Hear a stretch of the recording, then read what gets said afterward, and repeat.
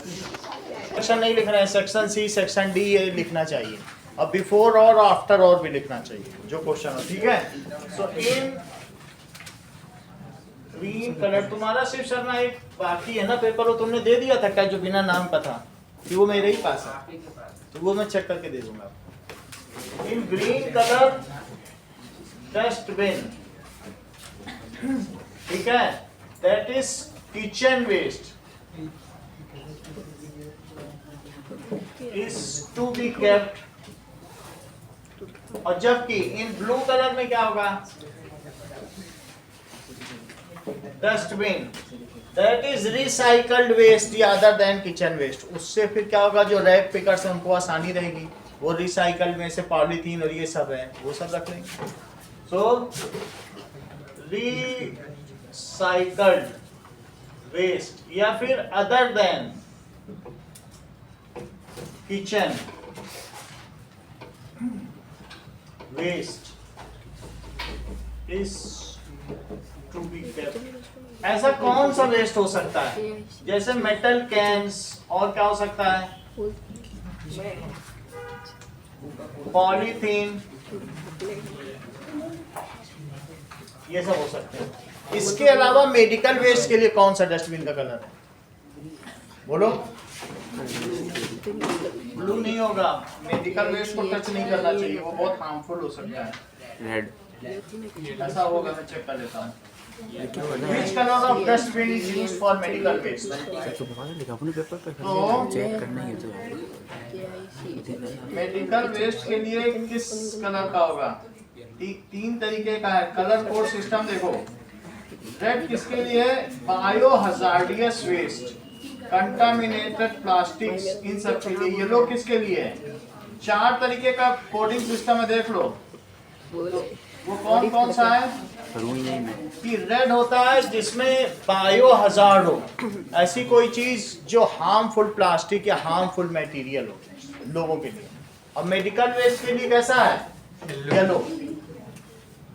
इसी में लिखा देता हूँ क्योंकि अब पता नहीं उसमें क्या होगा, कैंसर का है, कोई का है, किसी की सिरिंज होती है, क्या वो ऐसे कोई टच कर लेगा तो उसी को ही इन्फेक्शन हो जाए, तो रैक पिकर्स को क्या उसे टच करना चाहिए, उसका सिर्फ इंसिनरेशन होता है, उसका दहन होता है, बहुत 3000 डिग्री सेल्सियस में सिर्फ उसको जला देते हैं, उसको छूते नहीं है। मेडिकल वेस्ट येलो डस्टबिन में रखा रहेगा, उसमें कुछ नहीं निकाला जाता है, क्योंकि वो सारी चीज किसी की जान ले सकती है, ले सकती है कि नहीं, इन्फेक्शियस बैक्टीरिया, वायरस, ना जाने क्या क्या हो। तो ऐसे क्या होगा, yellow dustbin is used for medical waste. It is, इसको क्या कहेंगे, ये जो ऊपर वाला है, इट इज रिसाइकल्ड, इसको क्या करेंगे बताओ, it is used for making compost, it is used for recycling, it is for incineration, जलाना है इसको। It is biodegradable and used to make compost, or it is recycled, recycling होगी, और ये क्या होगा, incinerated, incinerated का मतलब है burned at high temperature।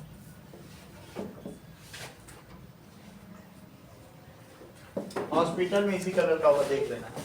चलो आगे क्या कहा है, discuss the importance of segregation of waste, ठीक है। Now it is easy for rag pickers, तुम जहां पर डालने जाते हो, आइडियल सिटी इंदौर में जाओ, इंदौर में जहां डस्टबिन यहाँ तो एक ही है, वैसे दो हैं बना रखे, लोग कौन देखने जाता है, रैक पिकर्स उसी में से तो ले लेके पॉलीथीन जाते हैं, जिसके अंदर थोड़ा सा भी अवेयरनेस है उसे मालूम होगा दो तरीके के वेस्ट हैं, दोनों में डालें, यहाँ दो हैं, लेकिन लोग इतना ध्यान देते हैं क्या डालते समय, अगर सही तरीके से हो तो रैक पिकर्स उसमें यूज कर लें। तो बी पार्ट क्या पूछा जा रहा है कि इसका इंपॉर्टेंस क्या है, B. Now for rag pickers, जो चिथड़े बिनते हैं, ठीक है, it is easy for them to pick recycled waste, recycled waste को वो पिक कर सकते हैं and earn some bucks by selling them, कुछ मनी पा सकते हैं, some bucks by selling them, ऐसा किया जा सकता है। आगे देखो, how do decomposers help in cleaning the environment, biodegradable waste is decomposed by decomposers, ठीक है। in this way biogeochemical cycle is completed, जैसे फॉर एग्जांपल कौन कौन से साइकिल कंप्लीट करेंगे, नाइट्रोजन साइकिल, CO2 साइकिल, ऐसे जो भी साइकिल होंगे वो कंप्लीट करेंगे। They hand over the substance which are taken by organism, जो अलग अलग ट्रॉपिक लेवल के ऑर्गेनिज्म लेते हैं ना, डिकम्पोजर्स उनको वापस लौटा देते हैं और फिर हम उनसे ले लेते हैं। In this way the life continues, goes on and on. अब कभी भी हमारे रिसोर्सेस कभी भी डिप्लीट होंगे ही नहीं, फिर कभी भी, ठीक है। नाउ दीज इंक्लूड, इसमें बैक्टीरिया आ सकते हैं एंड माइक्रो ऑर्गेनिज्म भी हो सकते हैं, ठीक है। These clean the surrounding and are called sanitary inspector,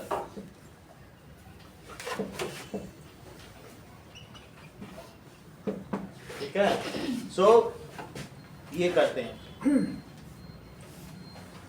they convert complex substances into simpler substance, which again goes back to nature, है ना। they convert complex, और ये मेनली ऑर्गेनिक सब्सटेंस को ही बदलेंगे, कॉम्प्लेक्स ऑर्गेनिक सब्सटेंस। मान लीजिए हम लोग यूरिया डिस्चार्ज करते हैं, यूरिन डिस्चार्ज करते हैं, तो ये सब को ये लोग बदल के अमोनिया में बदलेंगे, अमोनिया से एंडो बदल के पहुंचा देंगे, जाओ फिर से एटमॉस्फेयर में फिर से लिया जाएगा।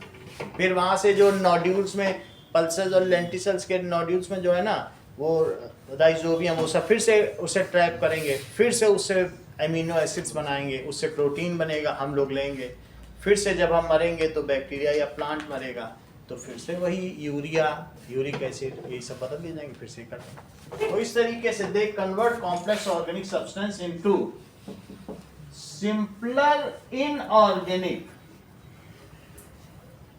Molecule,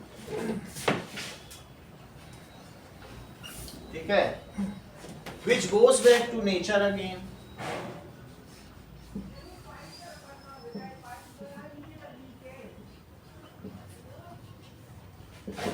In this way,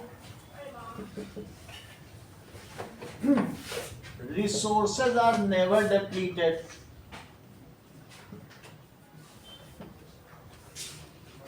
And life goes on and on.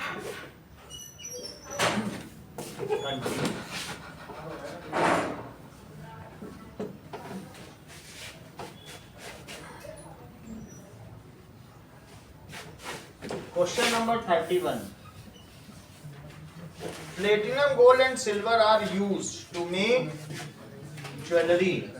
So platinum, gold and silver are lustrous and chemically inert.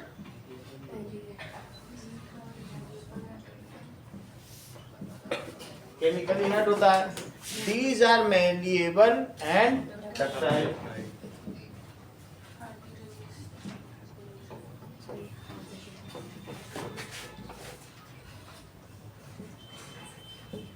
These all properties are needed for making jewelry. इनसे तार खींचे जा सकते हैं, इनमें तन्यता होती है और मेवेबल यानी आघात वर्धनीयता. On hammering, they can be beaten into sheets, they can be drawn into wires.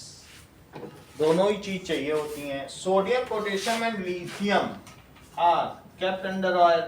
तो sodium, potassium and lithium are highly reactive. These get oxidized in nature या open readily, बड़े आराम से ही हो जाएंगे, readily into Na2O, K2O. K2O भी बनता है, KO2 भी बनता है, दोनों चीजें, और Ni2O. ये चीज है. In traces of humidity or water, they catches fire.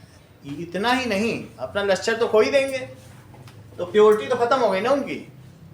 In traces of moisture, these catches fire. So to isolate them from nature, it is kept immersed in paraffin oil or kerosene oil. So paraffin wax कुछ नहीं, जो हम लोग वो ये एड़ी में नहीं लगाते हैं, वैसलीन, यही सब तो है. So to keep isolated from atmosphere, हमने सोडियम आप लोगों को दिखाया भी है, वो उसी में पैराफिन में ही तो डूबा हुआ है. तो from atmosphere it is kept immersed in kerosene या paraffin oil.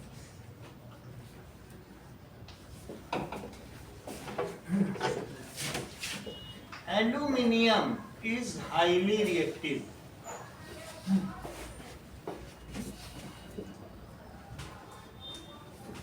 But in atmospheric condition,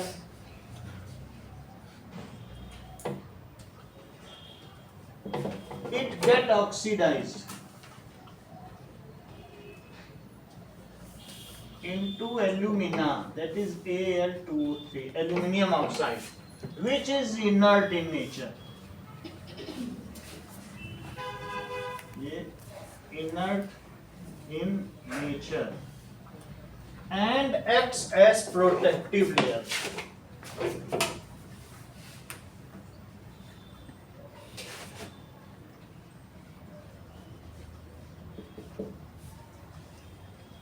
protective layer, इस वजह से इसे क्या है, सो यूज्ड फॉर कुकिंग. हाल की रिसर्च से ये पता चला है अमेरिका, यूरोपियन कंट्रीज में, ये Al2O3 ये पॉइजनस होता है. वो लोग एल्यूमिनियम फॉइल और इन सब में, एल्यूमिनियम फॉइल अगर खाना ज्यादा देर रखोगे एल्यूमिनियम फॉइल सफेद हो जाती है, देखते हो. एल्यूमिनियम के बर्तन नए खरीदोगे, चमकते हैं, थोड़ी दिन बाद देखते हो कैसे व्हाइटिश हो जाता है, ऑक्सीडाइज. जैसे ये देखो पीछे एल्यूमिनियम की पूरी रॉड है, तो ये सब ऐसे कैसे हो गई, इसका शाइन चला ही गया ना लस्सा, वो जो फ्रेम है. तो ऐसे में एल्यूमिनियम फॉइल अगर सफ़ेद हो जाए तो जान जाओ एल्यूमिना बन गया है, और वो चीज़ उसमें वो लोग प्रिफर नहीं करते हैं. दूसरे देशों में एल्यूमिनियम के बर्तन पूरी तरीके से प्रतिबंधित हैं. It is restricted. How ever in India बारात और शादी का खाना एल्यूमिनियम के ही बर्तनों में बनता है. समझ में आ गई बात. लेकिन बाहर ज़्यादा जागरूक. Now question number 32. Al2O3 is poisonous.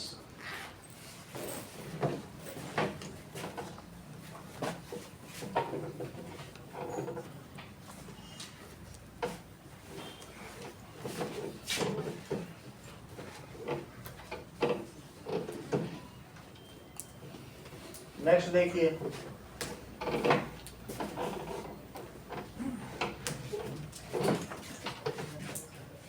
What is electromagnet. A cylindrical, ठीक है,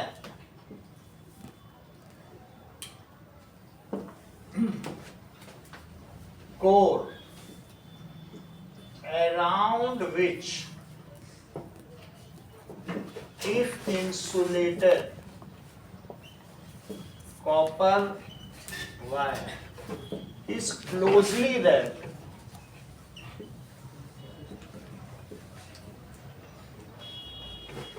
and current is fed in it,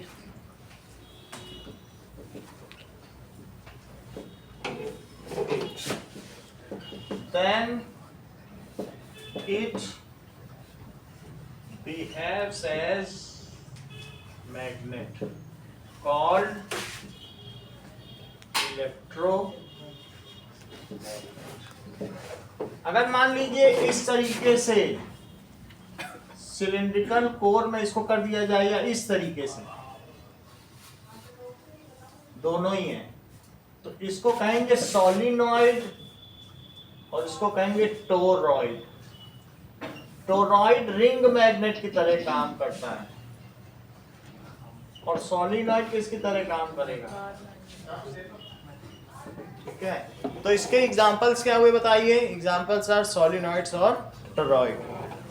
examples are, उसी को मोड़ दो, बस घुमा दो, सोलिनॉइड एंड टोरॉइड। तो state the purpose of soft iron core. Trishu बताओ, सॉफ्ट आयरन कोर का क्या पर्पस है अगर मान लीजिए वो उसके अंदर डाल दिया जाए। सही है। So soft iron core, soft iron का क्या मतलब होता है, इसका कोई कंपोनेंट क्या शिव शर्मा आप जानते हो सॉफ्ट आयरन की बनी चीज?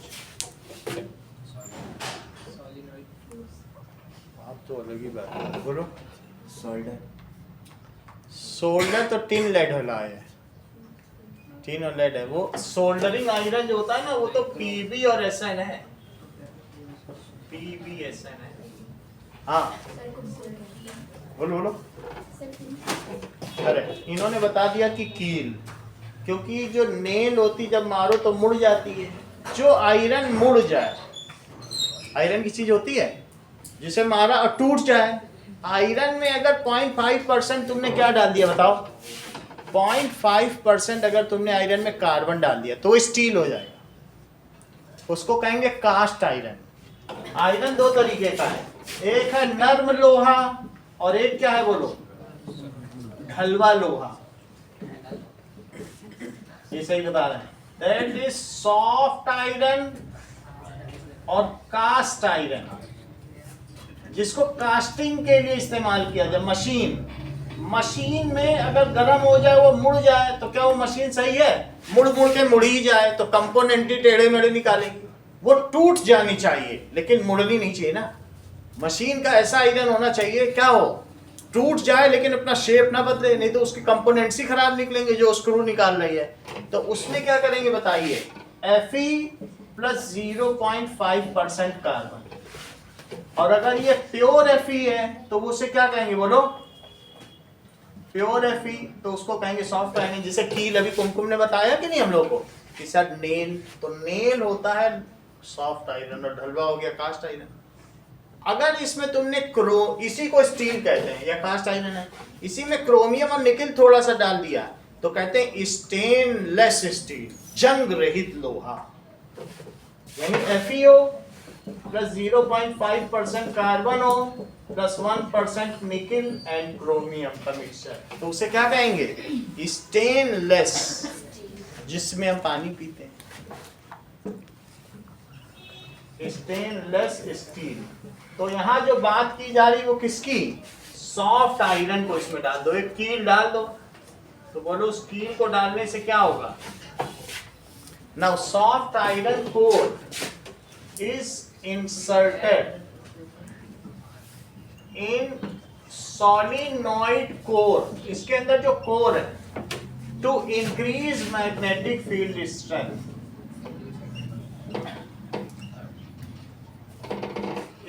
इससे क्या होगा, मैग्नेटिक फील्ड स्ट्रेंथ मैनीफोल्ड। अगली क्लास में तुम इसका फार्मूला पढ़ोगे जो म्यू एन आई है ना, 1000 गुना बढ़ा देती, मैनीफोल्ड, 1-2 गुना नहीं। तो इसके लिए इस्तेमाल किया जाता है, मैग्नेटिक एफिशिएंसी बढ़ा देती है। List any 2 ways of increasing the strength of electromagnet. गीत, क्या करके हम इलेक्ट्रोमैग्नेट, या ये है इलेक्ट्रोमैग्नेट, इसकी स्ट्रेंथ हम कैसे बढ़ा, 2 तरीका बताओ। कॉइलिंग ज़्यादा कर सकते हैं और करंट इंक्रीज कर सकते हैं। ठीक है, तो 2 ways by which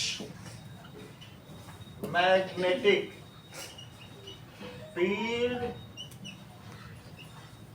strength can be increased are, पहला इन्होंने बताया increasing number of टर्न्स। नैतिक इस सेंटेंस को पूरा करो, very good. Per unit length, per unit length में ज्यादा वायरिंग। कैसे करोगे ज्यादा वायरिंग? एक बार घुमाया, बटर पेपर लगा के फिर घुमाया, फिर घुमाया, फिर घुमाया। कभी आपके पापा फैन बनवाने जाए या कॉइलिंग कराने जाए, इसके पीछे का जो आर्मेचर है, देखना वो बोलेंगे बटर पेपर लगा के 3-4 बार करना, पंखा तेज चलना चाहिए, एग्जॉस्ट, वो बोलेंगे। That is. दूसरी चीज इन्होंने क्या बताई? Increasing the current. और तीसरी चीज भी कोई पूछे तो inserting soft iron in solenoid core. इस तरीके से जो B is equals to mu N I, इस तरीके से मैग्नेटिक फील्ड स्ट्रेंथ को बढ़ाया जा सकता है। Question number 33, a lens produces. जो फर्स्ट चैप्टर हमने पढ़ाया है, जितना हमने यहाँ डिस्कस कर लिया था उतना आंसर तो आप लोगों ने सही सही दिया है। जो मैंने डिस्कस नहीं किया था उसमें गड़बड़ी की है। जो फर्स्ट सैंपल पेपर ना, जो आज पेपर दिया, फर्स्ट सैंपल पेपर में करीब हमने 25 क्वेश्चन तक डिस्कस किए थे ना, उसके बाद लोगों ने ठीक आंसर नहीं दिया, क्वेश्चन उसमें भी रह रहे। चलो उसको कराया जाएगा। क्वेश्चन नंबर 33 देखो, A lens produces a magnification of -0.5। तो मैग्निफिकेशन की वैल्यू कितनी है? -0.5। It is it converging or diverging? Dishita, ये कैसा लेंस है?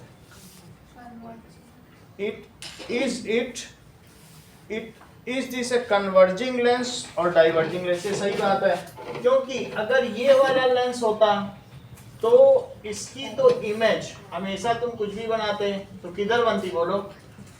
ऐसे जाके ये हो गई, और दूसरी कैसी होती? ये। तो इसकी तो हमेशा सीधी इमेज बनेगी ना,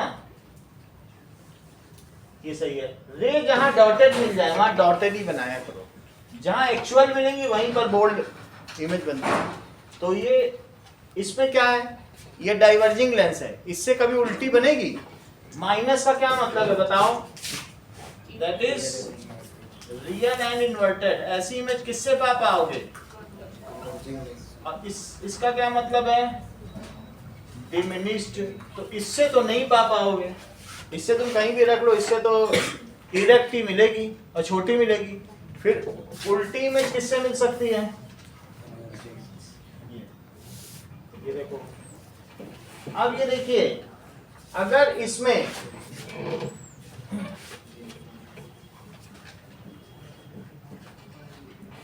ये चीज है, ये वर्चुअल है।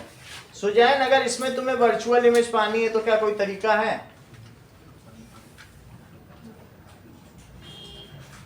अंशुप्रिया, ताशी, क्या इसमें भी वर्चुअल मिल सकती है कि इसमें ऐसा कोई सिस्टम नहीं? हो सकती, कहाँ पे हो सकती है? सही है, F1 और ऑप्टिकल सेंसर के बीच से तो हो जाएगी। तो ये बात सही कह रही, अदरवाइज एक सीधा और ये Now you are equivocating like Shiv Sharma, जो एक शिव शर्मा बोलते हैं। Now यहाँ तक बात है, तो बीच में तो क्या होगा? That image कहाँ पे बनेगी? So beyond, तो क्या ये ठीक है दिव्या कि ये सही नहीं है?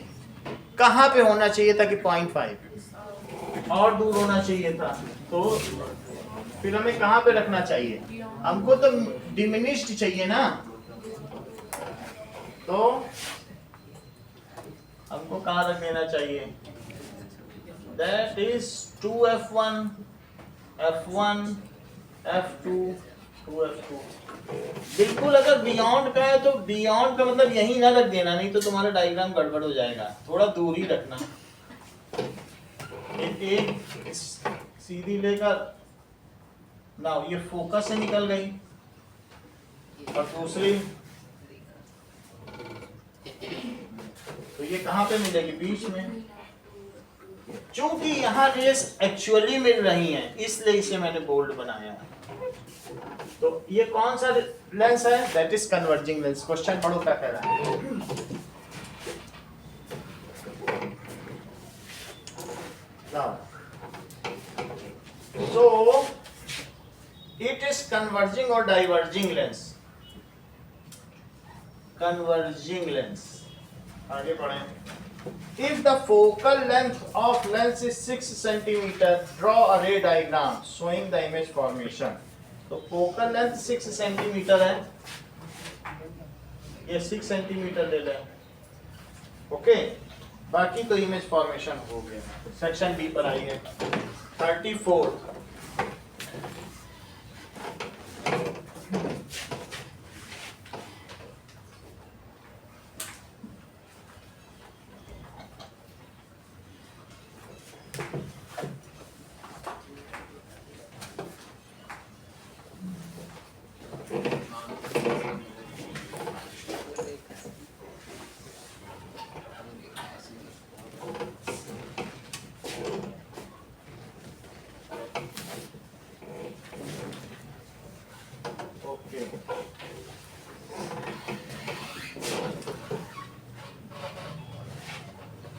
Now,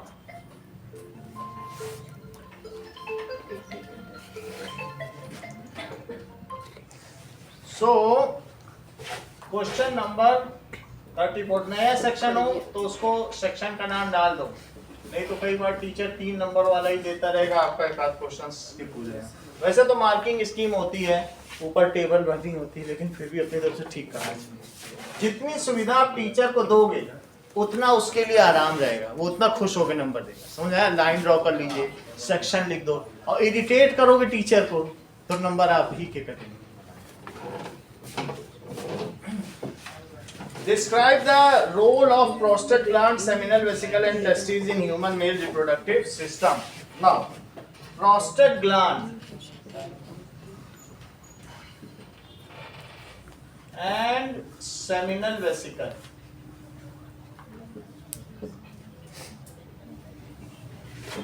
दो चीजें ये ऐड करती हैं, एक तो लुब्रिकेशन और दूसरा चीज and nutrition to sperm.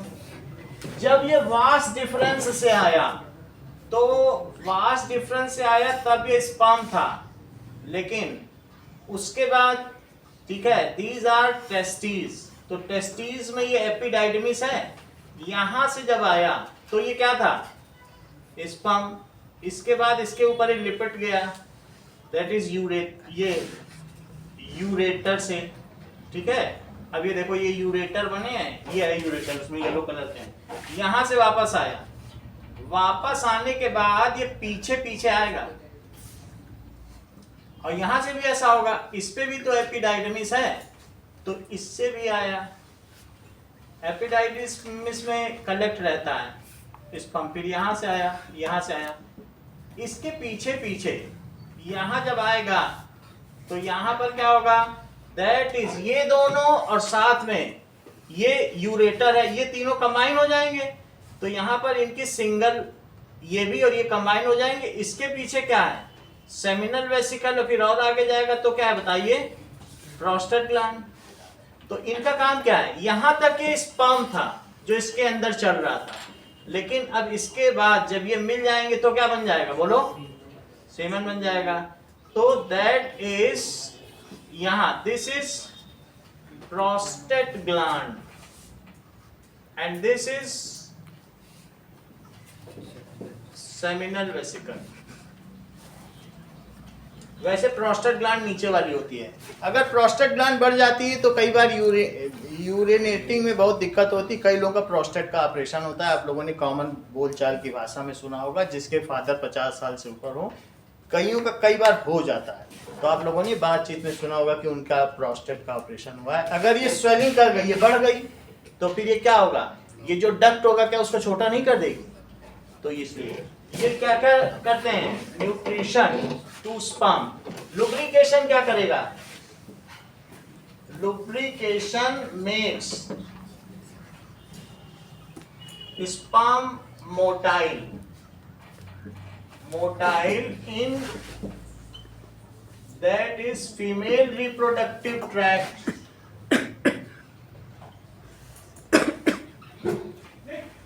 and nutrition क्या करेगा, nutrition keeps sperm alive after 3 days, till 3 days उसको जीवित रखेगा, ये काम। आगे की बात करें, इसके बाद इन्होंने एक और चीज पूछी है, क्या पूछा है, that is testes. Testes it produces testosterone hormone which helps in developing secondary sexual characters in male.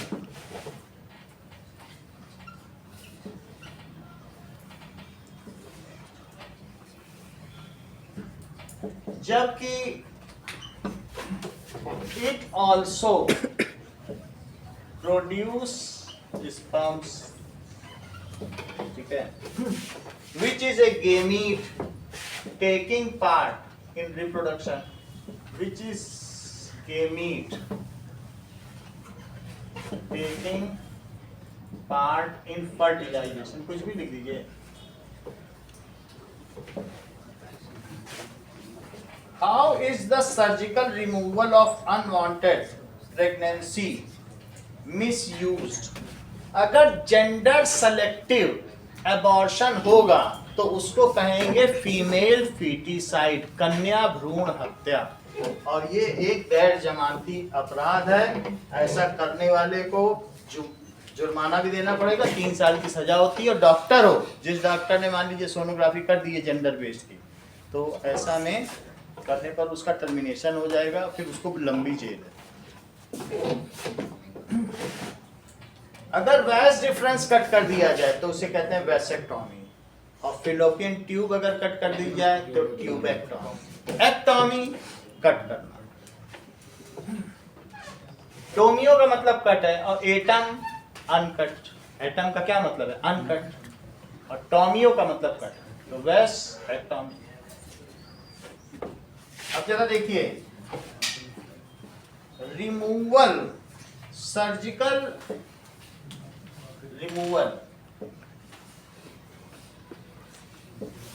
Removal of unwanted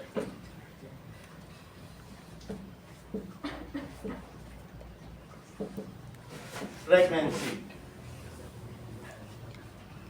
मान लीजिए फीटस बड़ा हो गया, तो ऐसी स्थिति में वो नहीं, जो दाई होगी, दाई लोग तो क्या करते हैं, एबॉर्शन कर देती हैं, वो हाथ से भी कर देंगे, हाथ डाल के बच्चे को बस यूट्रस में हिला डुला के निकाल देंगे, वो चीज होता है।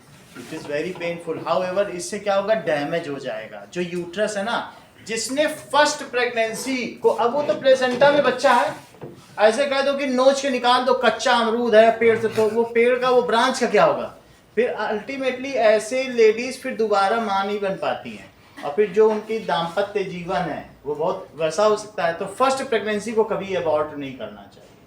ठीक है, तो जो एबॉर्शन कराते हैं और 2 महीने से ऊपर का बच्चा हो गया, तब तो फिर ऐसे में अगर करा दिया तो इतना हैवी ब्लीडिंग हो जाता है कि उस फीमेल के मरने तक का भी खतरा होता है। तो उसके लिए सर्जिकल रिमूवल ही एक टेक्निक है।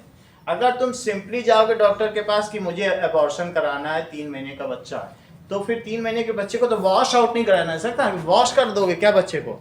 ऐसे में फिर यूट्रस को काटा जाएगा, फिर उसमें से बच्चे को निकाला जाएगा। कहोगे हम तो पालना ही नहीं चाहते, तुम ही नहीं पालना चाहते हो तो फिर हटाओ बच्चे को। यही तो हो सकता है कि नहीं? हाउएवर आप सिंपली जाओगे तो वो कर देगा, और जेंडर बेस्ड जाओगे उससे ये कहोगे देखो लड़का हो तो बचा लेना और लड़की हो तो हटा देना, फिर तो गड़बड़ है। या तो वो हैवी चार्ज करेगा, चोरी छिपे करेगा, और नहीं तो ये अगर किसी ने पकड़ लिया तो फिर क्या होगा, उसका सब टर्मिनेट हो जाएगा। रिमूवल आजकल कोई करता नहीं है, रिस्क नहीं लेता। पहले होता था, फर्जी वाला बिल्कुल बंद हो गया, गवर्नमेंट स्ट्रिक्ट है इस मामले। रिमूवल ऑफ अनवांटेड प्रेगनेंसी, ठीक है, कैसे? Is misused. So people may go for gender based या gender biased abortion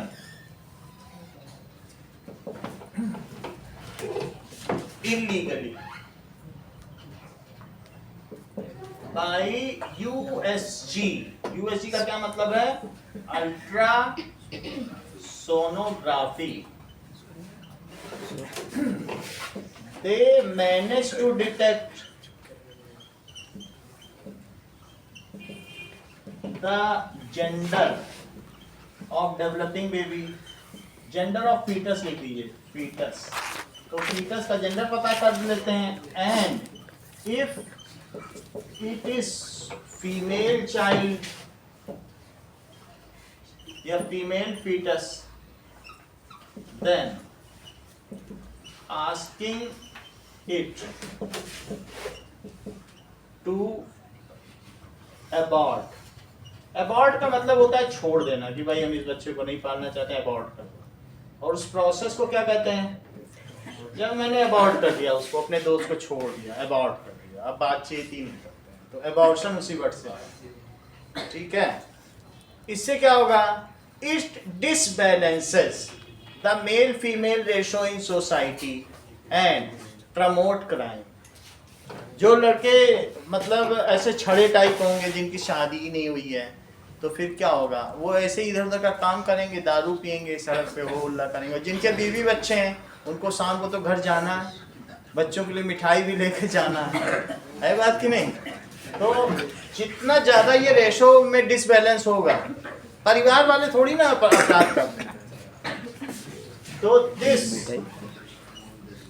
this balances male female ratio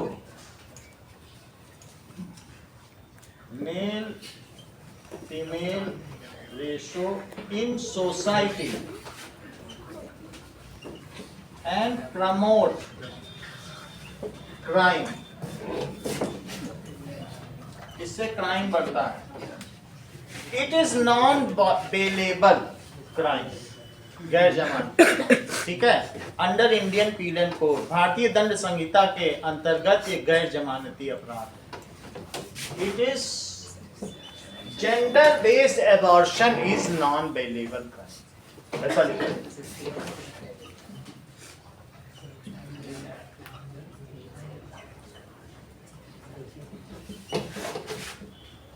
non bailable.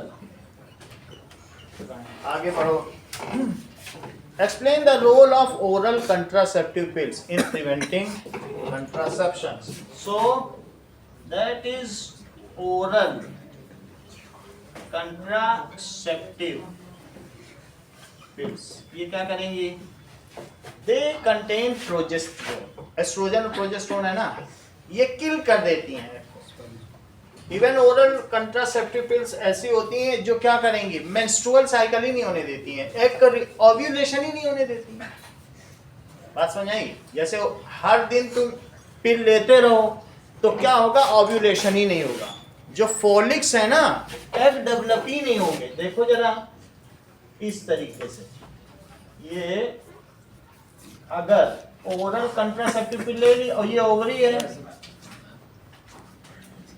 ये देखिए, तो क्या होगा बताइए, इसमें एग डेवलप होता है, इसमें या इसमें, इन दोनों में किसी न किसी एक ओवरी में डेवलप होगा, उसको ये डेवलप ही नहीं होने देगा। तो उसमें प्रोजेस्टेरोन का काम क्या होता है, ओव्यूलेशन रोकना। जब ओव्यूलेशन ही नहीं होगा तो आगे चल के क्या फर्टिलाइजेशन होगा। तो इसका क्या काम है, दैट इज आपको मालूम है एक एस्ट्रोजन होती है जो ओव्यूलेशन को प्रमोट करती है, और प्रोजेस्टेरोन क्या करती है, एक तो वो मेंस्ट्रुअल साइकिल करती है, इस पूरे जो एंडोमेट्रियम इसको तोड़ना और ब्लड और म्यूकस को निकालना, मेंस्ट्रुएशन कराती है, और साथ में एग को डेवलप नहीं होने देती। तो ओरल कंट्रासेप्टिव पिल क्या करती है, इट प्रिवेंट्स ओव्यूलेशन। ठीक है, क्या करती बताइए, it prevents ovulation, hence the chance of fertilization is nil. It is taken on daily basis by female. हाँ, यूट्रस तो छोटा सा होता है, तो हाथ कैसे डाल लेते हैं? हाथ तो डाल जाता, इतना बड़ा बच्चे का मुंह निकल आता है 4 किलो के बच्चे का। और यूट्रस क्या, this is it is birth canal. Uterus तो बहुत बड़ा है, यूट्रस में तो ऑस्ट्रेलिया में भी 10-10 बच्चों वाली माँ है, 10 बच्चे सीन में पल रहे थे, पल रहे, सोचो 10 बच्चों को उसने पाल लिया। और फिर ये मैं तो कह रहा हूँ, ये जो सर्विक्स है, हाथ तो सर वो तो हड्डी होती है, वहाँ पे हाथ कैसे लगेगा? कहाँ पे,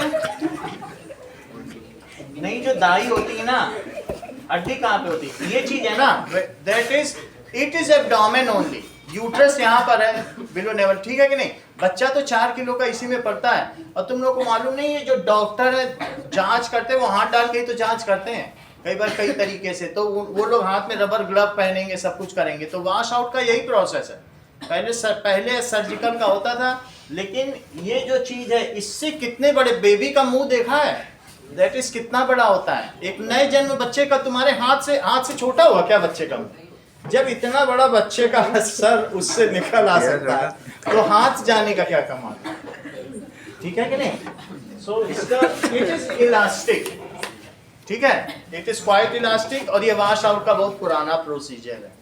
तो अगर 2 महीने के से कम बच्चा है तो वैसे निकाल, है ना। बेबी का तो आप लोगों ने सर देखा होगा, उसी बर्थ कैनाल से कैसे निकल रहा है। हड्डी हो जाए जो, ऐसे तो डैमेज हो जाएगा बच्चा, निकलता तो है ना, ठीक है, उसी सर्विक्स से निकल जाता है। तो क्या, explain the role of oral contraceptive pills. तो इसका काम क्या है बताइए, प्रिवेंट ओव्यूलेशन, हेंस, ठीक है, दैट इज। अब कुछ लोग क्या है कि अगर 2 महीने से कम का बच्चा है तो 50 ग्राम लौंग को पानी में, 1 गिलास पानी में उबालते हैं, और सिंपली उसको जब तक पानी आधा ना हो जाए उसको पिला देते हैं। ये गांव में ये खूब चलन में तरीका। और लेडीज का अगर किसी के गर्भ हो गया है, वो किसी दाई को नहीं बुलाते हैं, ऐसा करने से ही बच्चा गिर जाता है। इतनी हीट होती है लौंग में, 50 ग्राम लौंग में। हाउएवर हाथ से निकालने में वो चीज डैमेज हो सकती है, और वो चीज तब भी सही है, वो ज्यादा सेफर है। और गांव में ये चीज चल ही रही, लोगों को पता ही नहीं चल पाता कि इसके बच्चा हुआ कब दिया, कुछ भी पता नहीं चलता। 50 ग्राम लौंग आती कितने की होगी? 10 रुपए की। Explain the role of oral contraceptive. It prevents ovulation. लेकिन ऐसी कोई भी चीज जो अननेचुरल है वो ठीक नहीं है। अब आगे देखो, it prevents ovulation, hence chance of fertilization is nil. जब ovulation ही नहीं होगा, hence no release of egg takes place. egg भी नहीं रिलीज होगा, फिर क्या होगा बोलो। जैसा कि उत्कर्ष ने कहा कि निषेचन ही नहीं होगा, फर्टिलाइजेशन भी नहीं होगा। Hence, fertilization does not take place. ये नहीं होगा। It is taken by, इसे किसे लेना पड़ेगा, female partner. On daily basis.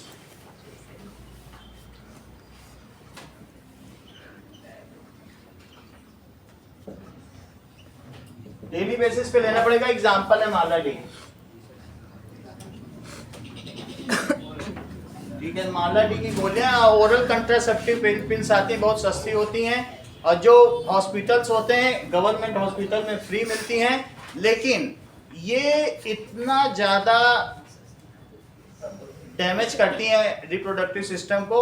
हमने तो अपने घर में अपनी मामी का ही हाल देखा है, उनका मूड स्विंग होना, सर दर्द होना, चक्कर आना, चेहरे पे दाने पड़ जाना। लेकिन मामा हमारे कहते थे it is your responsibility, you are female, contraception is the responsibility of female. क्यों? क्योंकि ये मेल डोमिनेटिंग सोसाइटी। तो इसलिए उनको ये ऐसे, ये सही बात है, अगर तुम ऐसे प्रोजेस्टेरोन लेते रहो इसका कोई मतलब है? वो तुम्हारे बॉडी को क्या क्या कहाँ कहाँ डैमेज करेगा। ये फीमेल की रिस्पॉन्सिबिलिटी नहीं है। तो इस तरीके से इस इतने में यही क्वेश्चन पूछा गया क्या?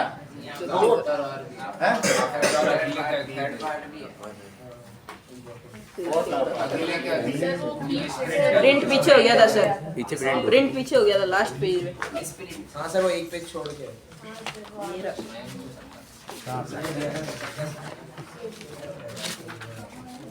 अच्छा ऐसा हो गया।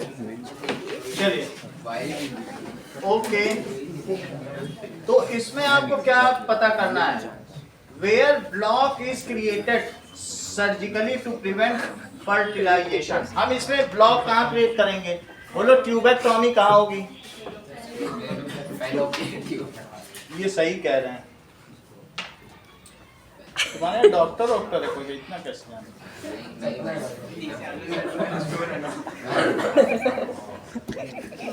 ये सब सिर्फ शर्मा बताता होगा।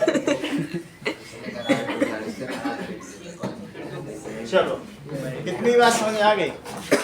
Now next question after all, ये देखिए इसको क्या करो, इसको यहाँ पर ऐसे इधर लाइगेट कर दो और यहाँ पर एक धागा बांध दो और ये वाला पोर्शन यहाँ लाइगेट कर दो और यहाँ धागा अलग अलग हो गया। अब बोलो इसमें से अगर ओवम निकलेगा तो जाम आएगा, तो इधर भी कट लगाओ, इधर भी कट लगाओ और इधर धागा बांध दो, उधर धागा बांध दो, बस। तो इस चीज को क्या कहेंगे? चूंकि आपने ट्यूब को ही टॉमी किया तो ट्यूबेक्टॉमी, और वैस डिफरेंस को किया होता तो वैसेक्टॉमी।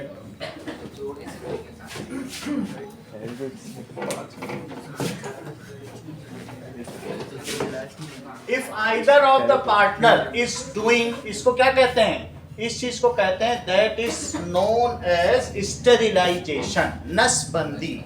नस को ही बंद कर दिया। समझ आई बात कि नहीं? तो इसको क्या कहेंगे? स्त्री नसबंदी। और पुरुष की नस को बंद कर दिया तो पुरुष नसबंदी। 1975 में जब इमरजेंसी लगी थी तो इंदिरा गांधी ने पुलिस वालों को बोला था रोज 100 लड़के पकड़ के लाने और उनकी नसबंदी करनी। वो पुलिस वाले भी क्या करते हैं, नौकरी बचाने के लिए 14-14 साल के लड़के थे यार, उनकी नसबंदी। वे बेचारे कभी भी पिता नहीं हो सकते। इमरजेंसी का मतलब है यही, मोदी जी और ये सब जयप्रकाश नारायण और ये सब जो लोग थे ना, इन लोगों ने इंदिरा गांधी के खिलाफ आवाज उठा दी थी और वो बिल्कुल टेरर नेता थी। वो बिल्कुल ऐसे थी जैसे कोई ऑटोनॉमस लीडर होता है, जो मर्जी वो करती थी, बिल्कुल बिंदास। उनके लड़के ने एक बार थप्पड़ मार दिया था संजय गांधी ने, उसको मरवा दिया। वो जो चाहती थी वही करती थी। बस उन्होंने अगले ही दिन बोला इमरजेंसी हो गई।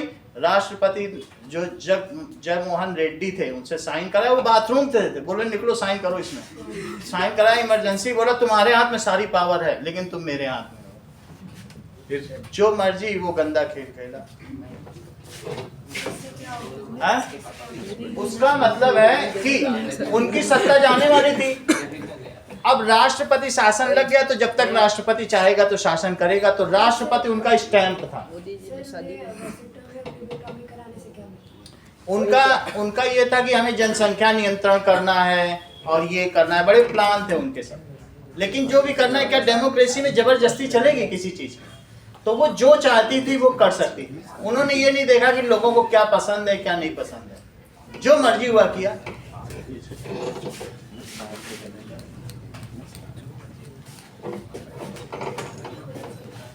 कई लीडर जेल में ही मर गए। ये सब मोदी उनके सामने जेल में ही थे, बंद करेंगे। अब देखिए दीनदयाल उपाध्याय, ये सब अगर इमरजेंसी में आप पढ़ेंगे, मूवी भी तो आई है, कंगना रनौत ने ही तो बनाई, उसी की तो मूवी है, अभी तो बनाई है नहीं, जो रिलीज होने से पहले रुक गई। चलिए after all draw the diagram of female reproductive system, ये बन गया है। Where block is in created surgically, mark the parts, जहां सर्जिकली ब्लॉक क्रिएट किया जाता है उसे क्या कहेंगे? फैलोपियन ट्यूब, या इसे दूसरा नाम क्या है? Oviduct. Where copper T is inserted, ये है कॉपर टी का पार्ट, दैट इज यहां पर, ये ऐसे रहेगा और ये कॉपर टी है। समझ आई बात कि नहीं? लेकिन कॉपर को तुम लोग जानते हो, that is CuOH whole twice बन जाता है, ये CuCO3 बन जाता है कि नहीं? ग्रीन रस्ट, कॉपर हाइड्रोक्साइड, ये रस्ट हो जाता है और इतना इरिटेशन होता है फीमेल को। और कई बार इसी मेटल पार्ट में ये चीज अगर इसको कट कर दी तो फिर मेंस्ट्रुएशन भी हो जाएगा, ये एंडोमेट्रियम टूट जाएगा, ब्लीडिंग भी हैवी होती है। कई बार अपने SMC में भी मैंने लेडीज को देखा है, रात रात को आते हुए पूरा उनका कपड़ा भीगा हुआ, उनकी जान भी जा सकती। It is not safe, irritating तो है और सेफ भी नहीं है। और साथ में ये क्या, STD को ये रोक पाएगा क्या? सेक्सुअली ट्रांसमिटेड डिसीज को नहीं रोक सकता। तो लेकिन फिर भी चूंकि ये कंट्रासेप्शन है, जब तक कॉपर टी रहेगा तब तक, सबके मेरिट्स भी हैं, demerits. It can simply be inserted and it can, कम से कम माला डी से तो सही है, बट ये एक तरीके से मेंटली प्री ऑक्युपाइड रहता है लेडीज का माइंड, ये क्या अननेसेसरी है, नहीं? चलिए, so where copper T is inserted, वो कौन सी जगह बताइए? यूट्रस, बच्चेदानी, दैट इज मदर्स वॉर्म। अब अगला देखो, where block is inserted, inside which part female condom can be placed? Vagina, तो इसको भी प्लेस करो, सबका नाम लिख देना। इसको डायाफ्राम कहते हैं, फीमेल कंडोम का क्या नाम है? इस तरीके से होगा ये।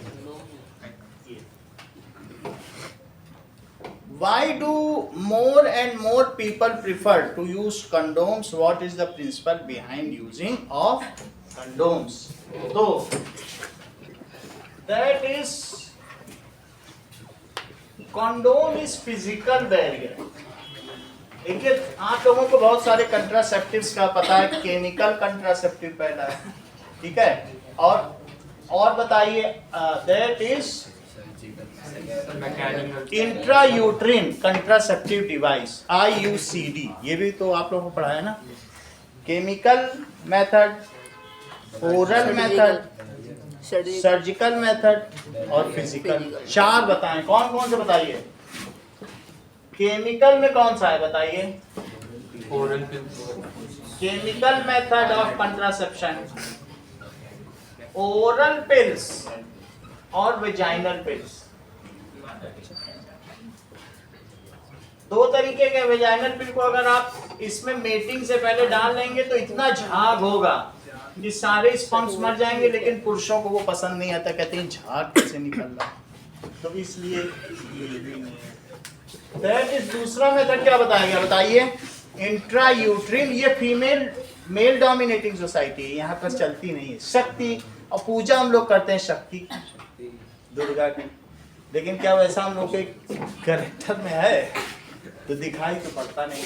दूसरा कौन सा होता है? IUCD कौन सा है सुजैन? IUCD तो बताओ, बताओ कोई नाम, बता ही नहीं रही। इसमें ओरल पिल में मैंने माला कंट्रासेप्टिव डिवाइस।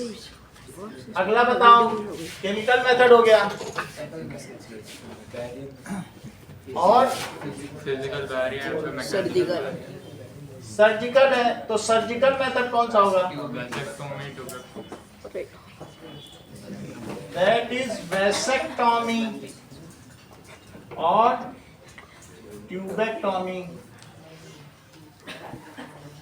ठीक है, इसको कहते हैं स्टेरिलाइजेशन, नसबंदी।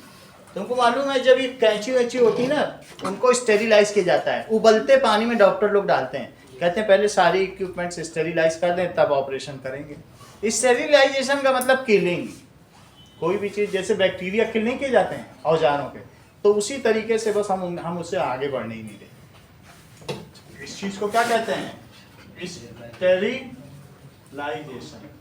या परमानेंट कंट्रासेप्शन। ठीक है ना, it is cessation of contraception, ये चीज हो जाता है। कंट्रासेप्शन का मतलब है गर्भ निरोध।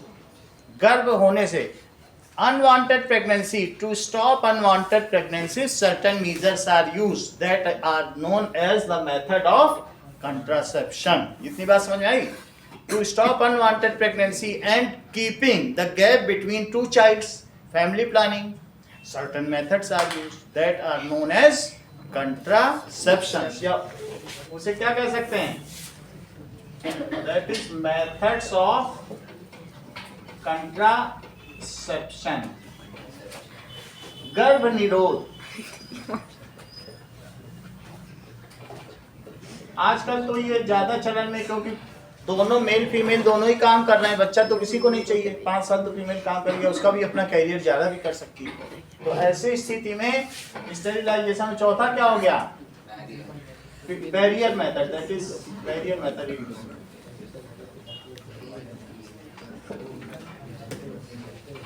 That is condom and diaphragm. ठीक है, अब क्या लिखें? इट इज फिजिकल बैरियर या फिजिकल मेथड ऐसा है, physical barrier used to prevent STD, spreading STD,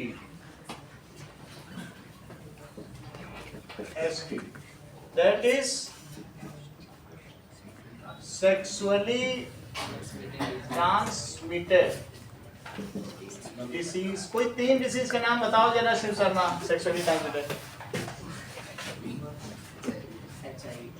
ये ठीक है, दैट इज एड्स, वो तो वायरस का नाम तुमने बता दिया। सिफिलिस, गोनोरोइया, वार्ड्स, इन सबको रोकता है। सेक्सुअली ट्रांसमिटेड डिसीज को रोकता भी है। और ये क्या है? It does not have any side effect. ये हमारे साइड इफेक्ट तो नहीं ना किसी चीज का। It has no side effect and ये सेफर है। कैलेंडर टेक्निक भी यूज की जाती है। कैलेंडर टेक्निक तो आप लोगों को पता है ना, कि ओव्यूलेशन से कितने दिन पहले और कितने दिन बाद। या एक ऐसा भी हो सकता है, दैट इज आप उसको क्या कहते हैं कि अभी नाम नहीं आता है, क्वाइटस इंटरप्टस। क्वाइटस इंटरप्टस का क्या मतलब है? कि it is just before ejaculation, it is ejaculated out of vagina, but इसमें रिस्क रह सकता है। उसको क्या कहेंगे? Coitus interrupts.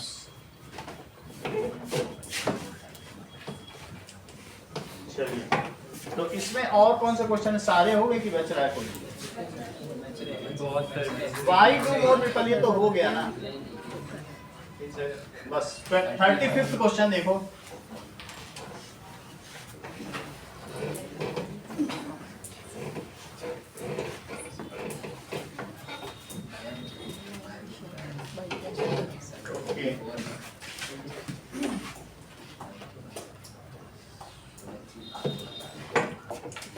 ठीक है, 4 मेथड बता दिए। एक लिख लो कैलेंडर मेथड, और एक है क्वाइटस इंटरप्टस, ये लैटिन नेम है।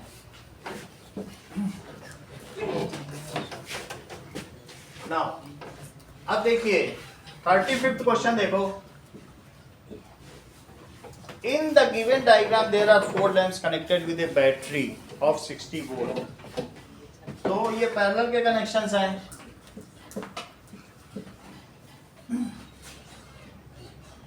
तो इसमें क्या दिखाया गया है?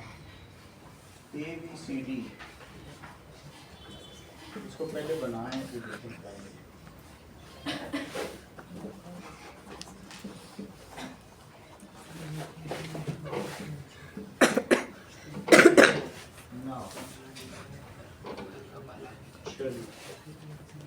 और एक में कनेक्शन दिया, 3 में हटा दिए गए क्या?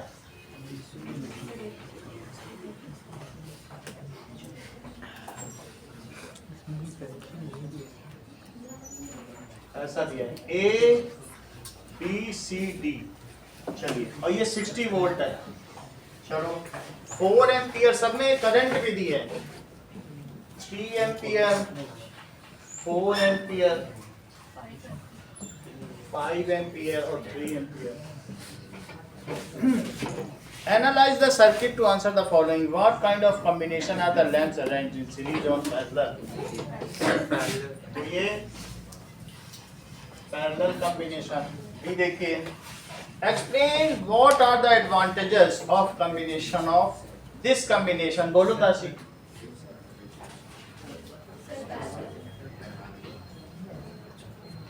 बी बोलो ना, बी का आंसर। अगर पैरेलल रहेगा तो एक, अगर नहीं चलेगा तो बाकी सारे कंटिन्यू। एक और दिया। They work on their full potential of the battery. That is full voltage is across each appliance, so they work on their full efficiency, है ना? इसी चीज separate switching options are there, तीनों चीजें। तो पहली चीज तो इन्होंने बता दी, इफ वन गोज यूएस या फॉल्टी, अगर एक फॉल्टी हो जाए, then other keep on, others keep on working. और दूसरी क्या बात बताई कि ऑल एप्लियंस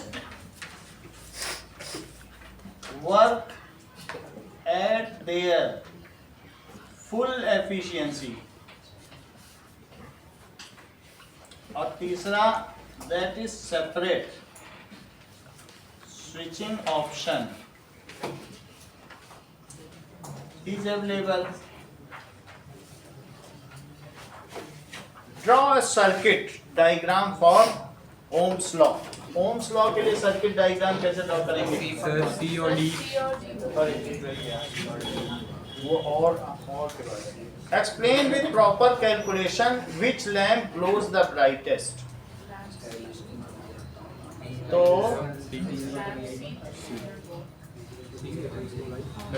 कईयों के तो कनेक्शन ही निकाल दिए हैं, ठीक है।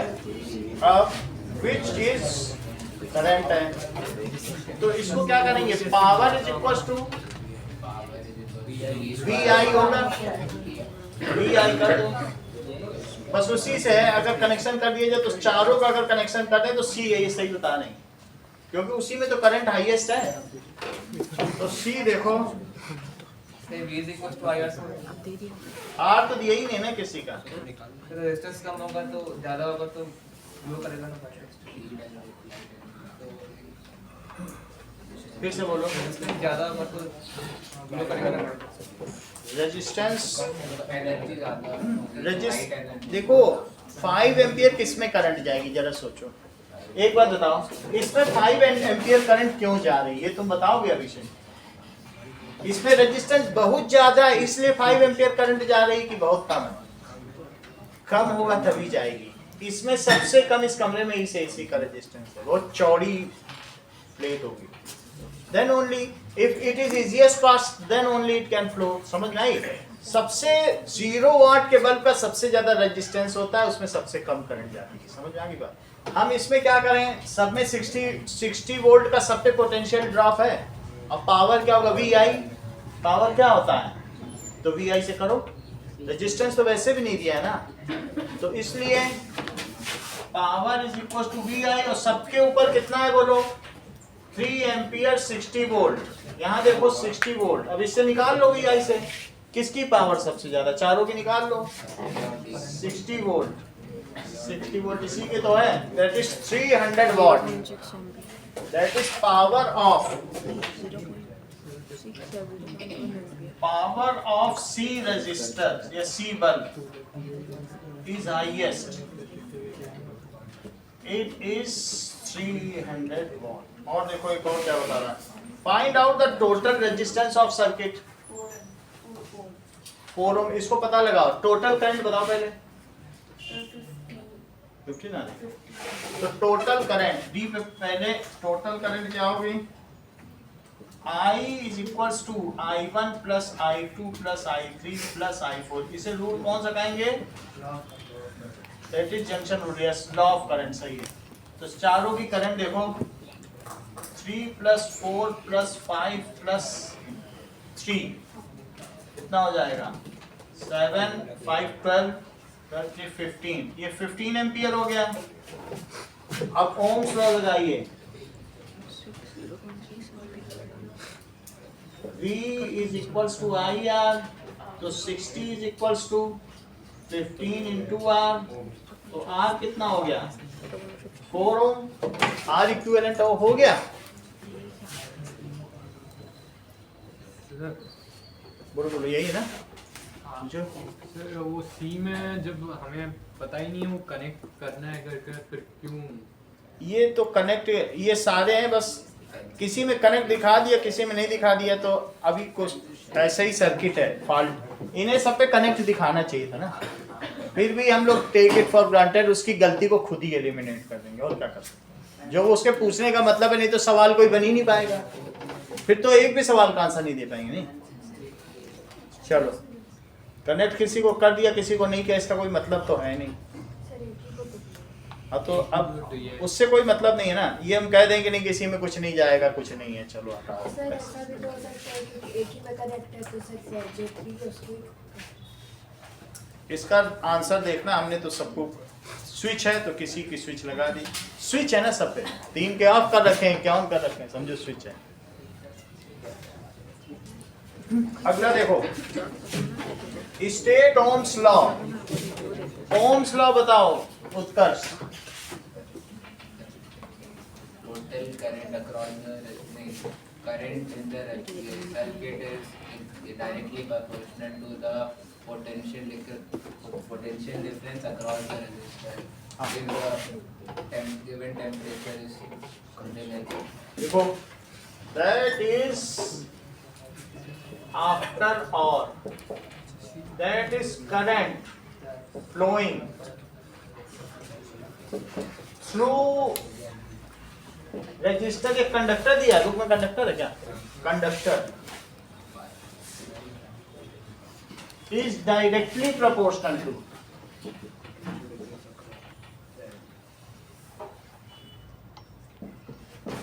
That is potential difference applied across it, ठीक है, subjected to temperature remains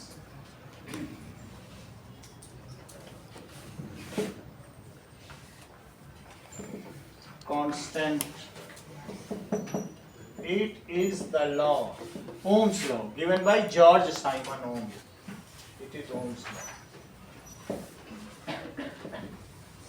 आगे क्या बात कही गई है, डिराइव इट्स फॉर्मूला, तो V is proportional to I, तो V is equals to IR, where R is resistance of conductor, proportionality constant, it is proportionality constant।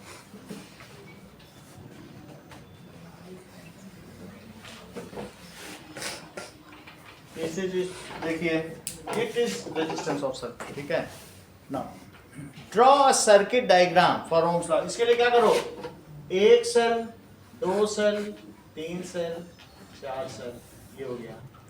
इसके बाद यहाँ पर एक एमीटर लगा दो, यहाँ एक कंडक्टर लगा दो, कंडक्टर के अक्रॉस क्या लगा दो, वोल्ट मीटर लगा दीजिए। इसके आगे ठीक है एक रियोस्टेट लगा दो,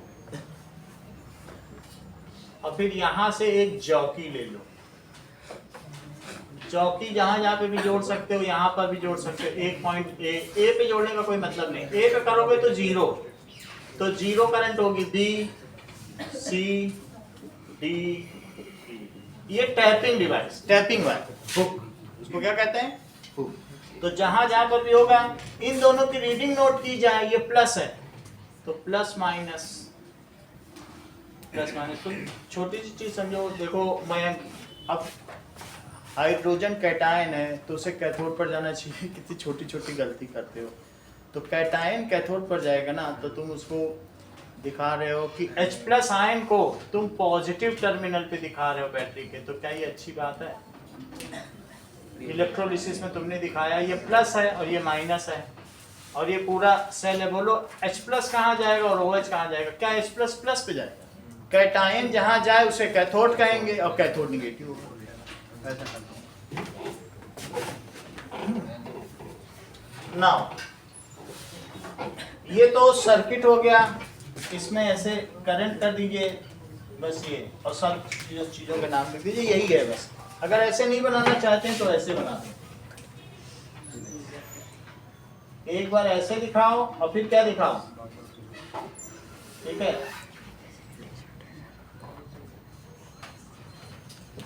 फिर जहां लगाना वो यही ओम सर्किट, ओम्स लॉ का circuit. Now draw ohmic and non ohmic graph. देखो पिछली बार जो हम लोगों ने कहा था वही चीज आ गई ना, एक थर्मिस्टर का भी क्वेश्चन आया था ना।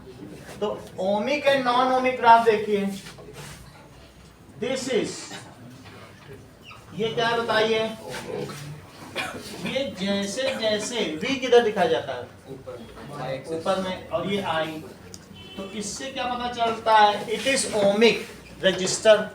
Those register which follow Ohm's law are called ohmic resistance। अच्छा ये बताओ, ये स्लोप बड़ा है कि ये स्लोप बड़ा है? स्लोप को ही तो रेजिस्टेंस कहते हैं। तो स्लोप जैसे जैसे, अब यहाँ पर ये देखिए कि बहुत सारा पोटेंशियल लगा दो, टेम्परेचर बढ़ जाए तो क्या होगा बताओ? बहुत सारा पोटेंशियल लगा दोगे जब भी करंट नहीं बढ़ेगी, इलेक्ट्रॉन टकराने लगेंगे ना, कोलिजन बहुत होता है। टेम्परेचर होगा तो क्या होगा बोलो, कोलिजन ज्यादा हो जाएगा। तो ऐसी स्थिति में ये कौन सा रजिस्टर बताइए, ओमिक रजिस्टर का ग्राफ। अब जरा देखो नॉन ओमिक का, नॉन ओमिक का भी देख लो। इसमें ऐसा होगा कि बहुत सारा पोटेंशियल लगाएं, पहले सही चल रहा था, थोड़ी देर तक सब चीज ठीक चलती रही, लेकिन देखो मैं V बढ़ा रहा हूँ, क्या करंट मेरी बढ़ रही है? अल्टीमेटली वो पिघल के गिर जाएगा, फ्यूज जाएगा। ये करंट है, करंट नहीं बढ़ी ना दिव्या, देखो करंट आगे होनी चाहिए थी कि नहीं, V बढ़ता ही चला जा रहा है। तो इससे क्या पता चलता है, अल्टीमेटली ये एंगल 90 डिग्री पहुंच गया, और tan 90 क्या होता है, इन्फिनिटी, रेजिस्टेंस इन्फिनिटी पहुंच गया, और H = I2RT के हिसाब से पिघल के गिर गया। ये देखो एंगल 90 पहुंच गया कि नहीं?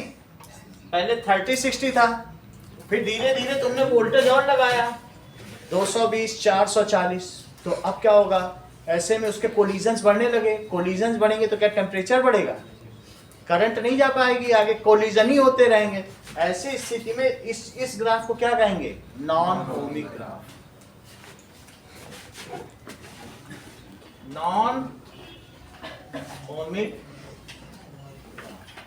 इसका मतलब क्या है, ये नॉन ओमिक रजिस्टर है। लेकिन अभिषेक का कहना कुछ और ही है।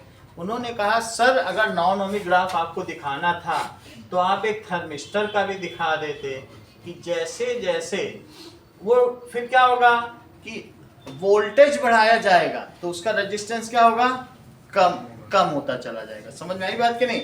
वोल्टेज बढ़ाने पर जैसे हम लोग अलॉय की बात करते हैं कि नहीं, थर्मिस्टर चल रहा है तो उनका रेजिस्टेंस कम होता है। तो इसमें क्या होगा जरा देखें कि वोल्टेज इसको भी रहने दो, बस दो ही तुम बना देना, इतना ही ठीक है, वो अगली क्लास में पढ़ोगे, सही है? इतना ही रखो और बचा कल करा देंगे 2-3 क्वेश्चन।